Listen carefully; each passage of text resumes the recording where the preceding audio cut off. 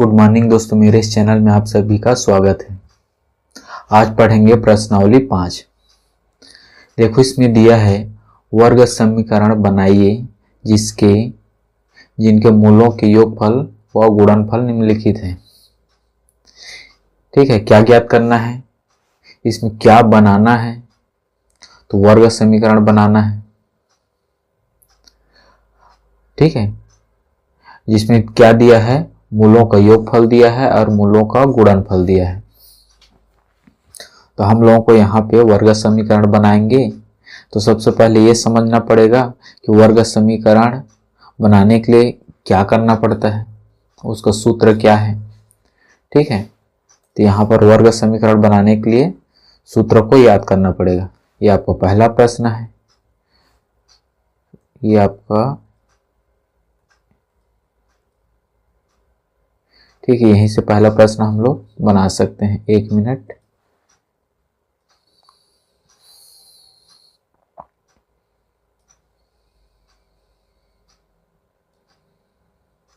ये आपका पहला प्रश्न।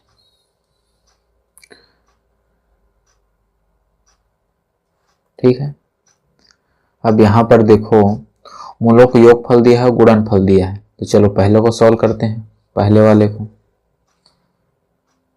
वर्ग समीकरण बनाते हैं। ये आपका यहाँ पे ये हो गया। ठीक है, ये मूलों का योगफल दिया है और मूलों का गुणनफल दिया है। तो वर्ग समीकरण बनाने का सूत्र,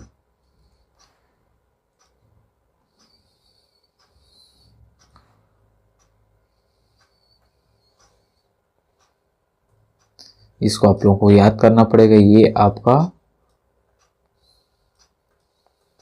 ये क्या है, वर्ग समीकरण बनाने का सूत्र है।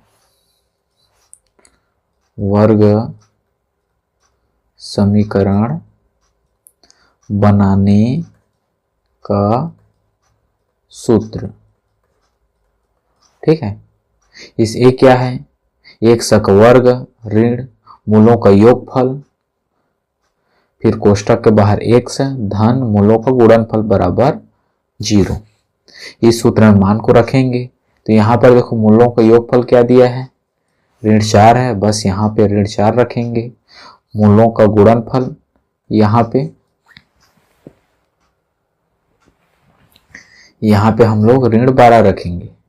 ठीक है, चलो सूत्र में मान को रखते हैं। यहाँ पे x है तो यहाँ पे हम लोग लिख देंगे x का वर्ग, ऋण है तो ऋण का चिन्ह, मूलों का योगफल कितना दिया है, ऋण 4 दिया है, तो उसके जगह हम लोग लिख देंगे ऋण 4।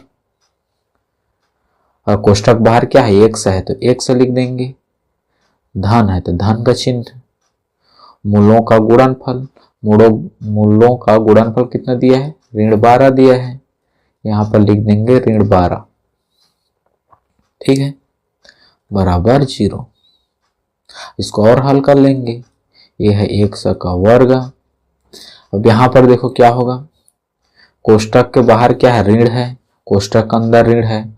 ये ऋण इस ऋण के साथ क्या करेगा, गुणा करेगा। तो ऋण और ऋण का गुणा क्या होता है, धन हो जाता है। तो धन 4 और x का 100 हो जाएगा ये। अब यहाँ पर देखो ये क्या है, धन है, और ये क्या है, ऋण है, कोष्टक के अंदर क्या है, ऋण है। तो धन और ऋण का गुणा क्या होता है, ऋण होता है। तो यहाँ पे ऋण 12 बराबर 0। ये आपका आंसर है, यही वर्ग समीकरण है। ठीक, चलो दूसरा देखते हैं। देखो दूसरा क्या दिया है, मूलों का योगफल 6 और मूलों का गुणनफल ऋण 9 है। बस मान रखेंगे सूत्र में। ठीक है, चलो इसको हल कर लेते हैं, सेकंड वाले को।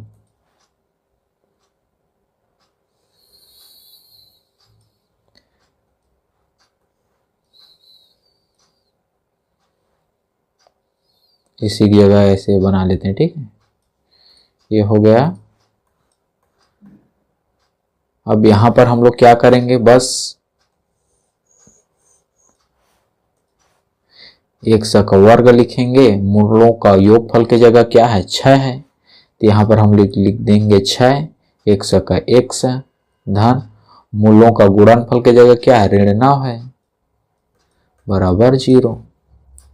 अब ये हो जाएगा x का वर्ग, ये ऋण 6x, ये ऋण 9 बराबर 0, ये दूसरे का आंसर हो जाएगा।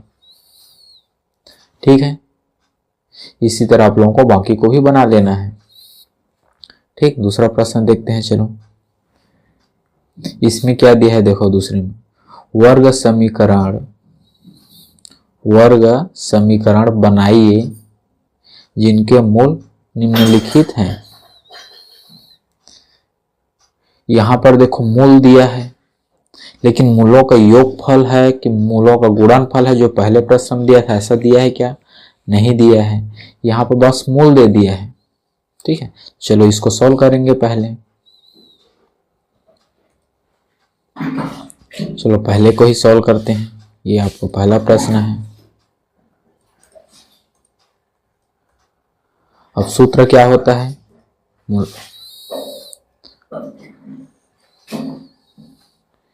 ये आपका सूत्र है, इसको तो याद करना पड़ेगा वर्ग समीकरण बनाने के लिए।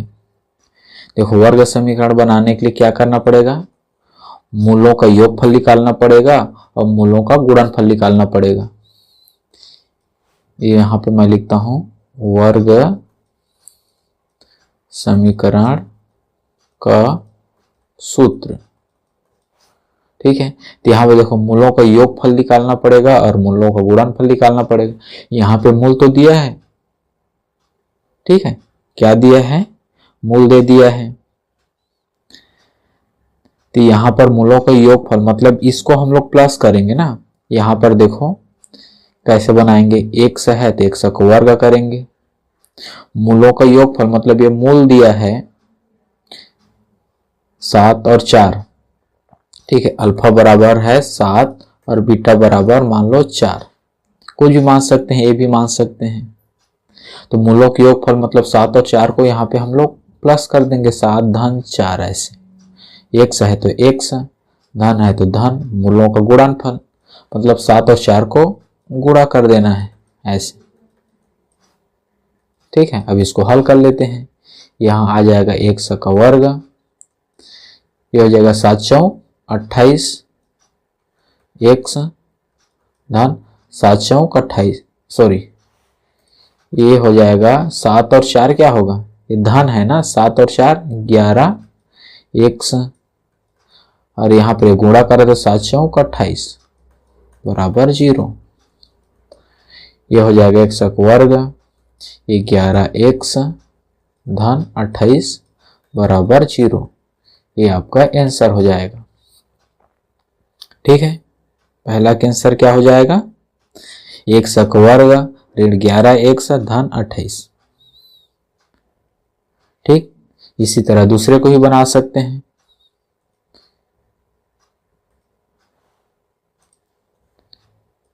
किसको बनाएंगे,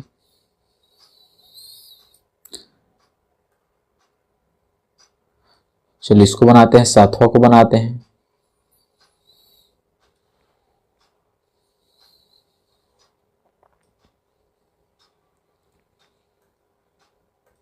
ये हो गया 7वां, मैं यहीं पे कर देता हूं 7। ठीक है, ये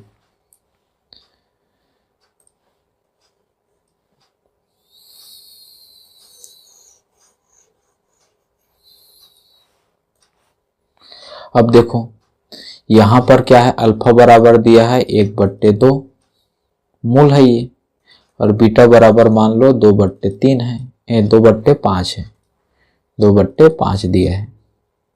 ठीक, यहां पर बस मान रखेंगे x का वर्ग, मूलों का योगफल मतलब इस दोनों को क्या करेंगे, जोड़ देंगे, माइनस 1/3 धन 2/5, x तो x, धन है तो धन, मूलों का गुणनफल माइनस 1/3 गुणा 2/5 बराबर 0। ठीक है, चलो फिर हल करते हैं यहाँ पे। अब यहाँ देखो क्या होगा, ये ये क्या बट्टे ग्रुप में भी है, ये भी बट्टे ग्रुप में है, दोनों क्या है बट्टे ग्रुप में है, बट्टे ग्रुप में है और दोनों को जोड़ना है तो क्या करते हैं नीचे वाले कैल्शियम निकालते हैं, मतलब हर को बराबर करते हैं। ठीक है, तो बराबर करने के लिए 3 और 5 कैल्शियम क्या होगा 5 तिया 15 होगा, मतलब नीचे क्या आएगा 15 आएगा, नीचे क्या आएगा 15 आएगा। 3 में 5 का मल्टीप्लाई करेंगे तो 15 होगा, तो ऊपर भी 5 का मल्टीप्लाई करेंगे। जैसे यहाँ पे ये एलसीएम कितना आ गया 15। ठीक है, 3 पंचे 15 तो 5 हुआ, इस 5 को ऊपर वाले के साथ गुणा करेंगे तो 5 एक कम 5, ऋण है तो ऋण चिन्ह, धन है तो धन, 5 तिया 15 3 बार, तो 3 ऊपर वाले के साथ गुणा करेगा 3 दूने 6। समझ गए अब, ये कोष्ठक बंद और बाहर एक सा धन। अब यहां पर देखो क्या होगा, यहां तो मल्टीप्लाई हो रहा है गुणा हो रहा है, 2 एक कम 2 और 5 तिया 15, तो 2/15 हो जाएगा बराबर 0। ठीक, अब इसको फिर सॉल्व करेंगे, ये हो जाएगा 1 का वर्ग ऋण, यहां पर देखो 5 और 6, 6 में 5 घटाएंगे तो कितना होगा, 6 में 5 घटाएंगे तो 1/15, बाहर x, यहां पे धन 2/15 बराबर 0। ठीक है, यहां तक। अब देखो ये हो जाएगा 1 का वर्ग, अब इसको बाहर निकालेंगे कोष्टक को, तो ये बाहर क्या है नीचे ऋण का चिन्ह है तो ऋण हो गया 1/15 और 1 का x। अब यहां देखो धन है, अंदर क्या है ऋण है, तो धन और ऋण का गुणा क्या हो जाएगा ऋण 2/15 बराबर 0। कितना आया यहाँ पे, यहाँ पे 2/15 बराबर 0। अब इसको और हल कर सकते हैं, देखो यहाँ पे क्या है, ऐसे करके 1 करके सब कैल्शियम नीचे नीचे कैल्शियम निकालेंगे तो 15 आएगा, ऐसे ये 15 आ गया एलसीएम, तो एक कितना बाद में 15 होगा, 1 15 15 या 15 कम 15, तो 15 ऊपर वाले के साथ क्या करेगा गुणा करेगा, तो ये हो जाएगा 15 100 का वर्ग ऋण 15 कम 15 एक बार में जा रहा है, तो एक ऊपर वाले के साथ गुणा करेगा तो एक ही होगा, तो वहां एक से ही हो जाएगा। ये भी 15 कम 15 एक बार जा रहा है, तो एक ऊपर वाले के साथ गुणा करेगा तो ये 2 ही होगा। और यहां पर देखो 1 15 के साथ गुणा करे तो 15 बार जाएगा ना, इसीलिए 15 ऊपर वाले के साथ गुणा किया, इसीलिए 15 100 का वर्ग हो गया ये। ठीक है यहाँ पे,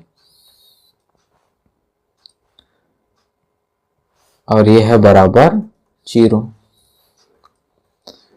अब यहां पर देखो इसको तिर्यक गुणा करेंगे तो ये तो 0 हो जाएगा, इधर ये आ जाएगा 15 100 का वर्ग ऋण 1 ऋण 2 बराबर 0, ये आंसर है। ठीक है, ये आपका आंसर है। यहाँ पे ये सब स्टेप है ना, ये आपका ये लास्ट स्टेप है, और ये अगला स्टेप, ये अगला स्टेप डालना है यहाँ पे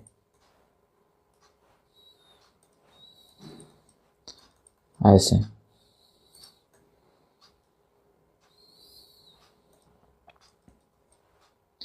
ये इस तरह से।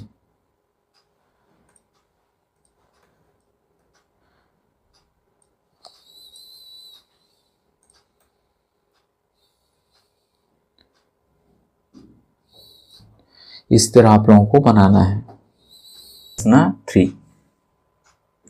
देखो इसमें क्या दिया है,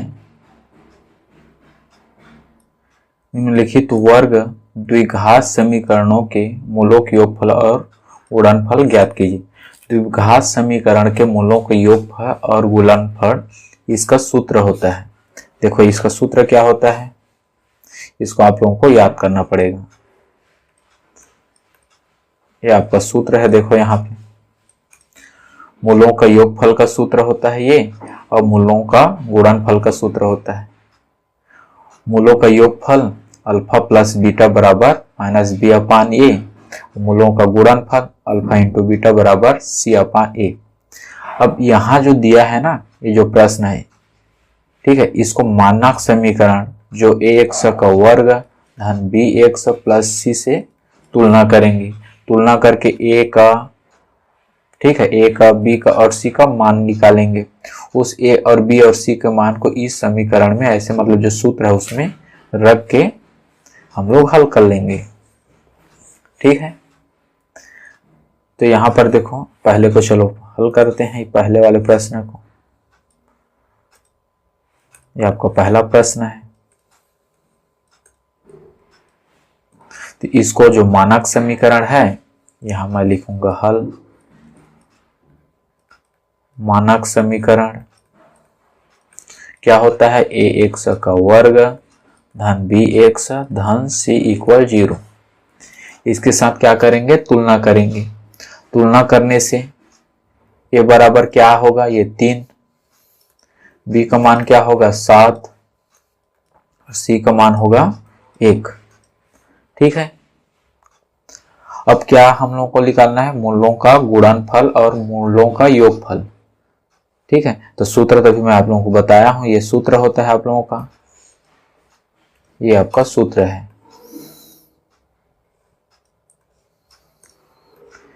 ठीक है, तो ये सूत्र हम चलो मान रख देते हैं यहीं पे। ठीक है, माइनस बी अपान ए, माइनस बी मतलब ऋण 7, बी की जगह क्या है? 7 है, ए की जगह है 3। ठीक है, ये हो जाएगा मूलों का योगफल, ये आंसर हो जाएगा। मूलों का गुणनफल सी अपान ए, सी की जगह क्या है? 1 है और ए की जगह है 3, ये इसका आंसर हो जाएगा। ठीक है, इसी तरह बाकी सबको भी आप लोगों को बनाना है। दूसरा प्रश्न को चलो हल कर लेते हैं। यहां से किसको हल करेंगे?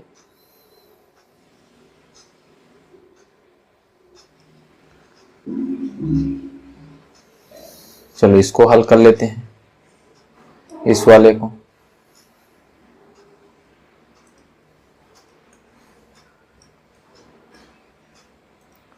मानक समीकरण के साथ तुलना कर देंगे इसको। मानक समीकरण क्या होता है? एक्स का वर्ग धन बी एक्स धन सी इक्वल 0, ये हो गया आपका मानक समीकरण। इसको थोड़ा मैं इधर खींच लेता हूं, ये। ठीक है, मानक समीकरण है। तो यहां तुलना करेंगे से तुलना करने पर, ठीक है, तुलना करने पर, तो ए बराबर आपका ये 2, बी बराबर ऋण 2 वर्गमूल 6, सी बराबर 3, ये प्राप्त हो गया। अब क्या करेंगे? मूलों का योगफल का जो सूत्र होता है, मूलों का योगफल, इसका सूत्र क्या होता है? अल्फा प्लस बीटा, ये होता है माइनस बी अपान ए। तो माइनस बी की जगह क्या है? ऋण 2 अंडर 6, ये क्या है? 2 है। अब यहां पर देखो, ये ऋण है, ऋण ऋण क्या हो जाएगा? धन 2 वर्गमूल 6 बट्टे 2, 2 से 2 कैंसिल हो जाएगा, तो यहाँ पे क्या बचेगा? ये 6। ठीक है, यहाँ क्या बचेगा? वर्गमूल 6। ठीक है, ये इसका आंसर हो जाएगा। अब क्या करेंगे? मूलों का गुणनफल निकालेंगे। मूलों का गुणनफल क्या होता है? अल्फा इंटू बीटा, तो सी अपान ए होता है। सी का मान क्या दिया है? देखो यहाँ पे सी का मान है 3, सी का मान है 3 और ए का मान है 2, ये इसका आंसर हो जाएगा 3/2। ठीक है,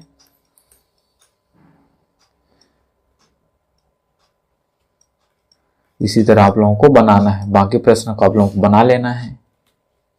मेरे इस वीडियो को लाइक कीजिए, चैनल को सब्सक्राइब कीजिए और चैनल को और वीडियो को दोस्तों के पास शेयर कीजिए। धन्यवाद।